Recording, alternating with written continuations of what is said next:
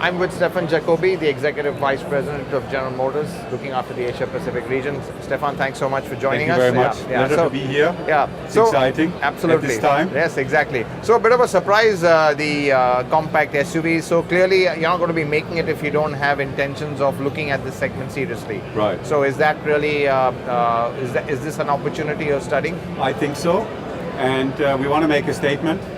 And this is a car which is designed and engineered in India with the support of our global design. But we are very proud that this is a car origin in India. Right. And we believe that this is a segment which can be very attractive in the future. The subcompact SUV market, SUVs are growing all over the world, but also here in India. And we believe that this is a car for the future here in India. And clearly you've got the tracks, but that's not a sub 4 meter and it's built for European conditions. So a bit too costly for the tracks to make it here. So I guess you do need something a little bit more tailored for the regulations and let's say customer preferences. That is absolutely right. And that's why we have designed this car here in India to learn and to understand what kind of competence we have. But you are absolutely right. If we want to be successful here in India, we have to understand the market demand and we have to design and to engineer our cars according to the market demands. General Motors has had a pretty tough time in the last couple of years, not been very good. There have been certain issues. We know the Tavera issue also, has had its own impact. But what's the roadmap forward for General Motors? And I'm talking specifically from product strategy.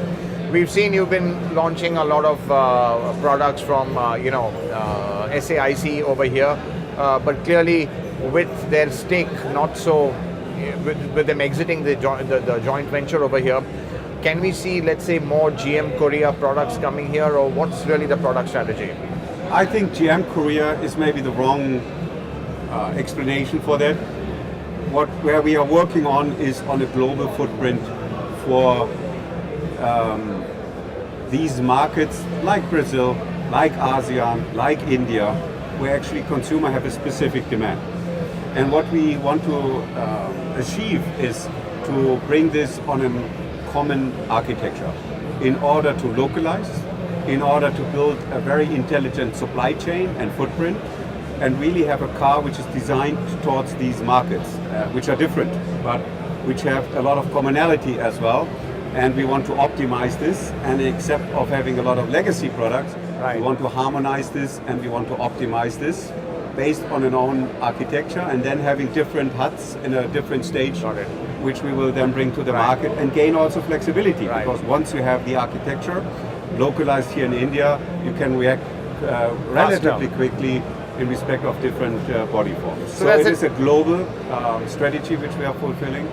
I think it is the right way to do, because looking only to India doesn't bring us the right scales. We need to see that globally.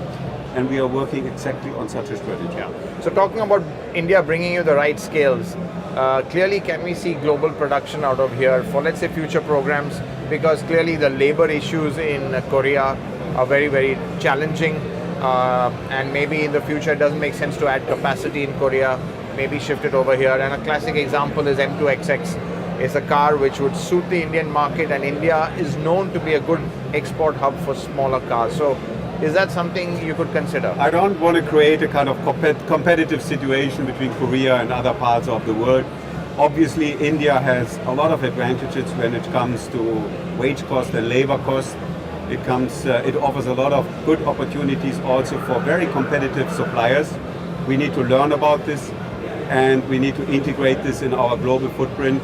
And we have to see this from a more global scale instead of competing one country against another country. But it is obvious, and this is the statement for that, that we are committed to India, that we believe in India, and that we want to utilize in the future the potential of India for a global footprint, but also to have a better market share here in India. But the kind of unions in Korea and really the militancy of the unions, it's a well-known thing. It's been a problem for the entire automotive industry. Surely that must be a bit of concern as well. And the labor costs, I think, have gone up dramatically in the last 3 years as a result of that. I don't want to call that militant. I understand the interest of the unions. We are a player in Korea. We are committed to Korea as well. We need to find the right collaboration with the unions, with the politicians in Korea, and have to find suitable compromise for both parties, and we are working on that. But it would be not a solution if we would say we can't deal in Korea and we would step out of Korea and therefore go to India. That's not our intention. We believe that we can maintain in Korea and that we can actually grow also here in India, and that we can bring both actually together. So in India, there is definitely scope for making key models a global production base like other manufacturers are done in the future. Yes. So that is being explored. That is part of the strategy. Yes. Right. And Stefan, there have been issues with the Chevrolet brand. Obviously, it's not really taken off the way it should. I think the brand still is below the radar in many senses. I mean, let's be honest about a lot of work to be done. What's the way forward? And do you think bringing halo cars like the Corvette, Camaro might add a bit of excitement as well? Just to let people think that, hey, this is also Chevrolet. I think you brought it to the spot actually. A brand is living through its products, and Chevrolet globally has exciting products. We have the Stingray, as we see here today. We have the Camaro we show here as well. It is like it is that today's generations are based on left-hand drive and are not made for right-hand drive. We will change this. We understand that we need halo cars, and we need to have these halo cars also here in India.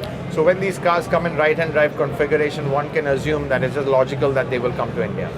I would definitely say so. Right. Stefan, thank you very much. Thank you very much. A pleasure talking to you. Thank you.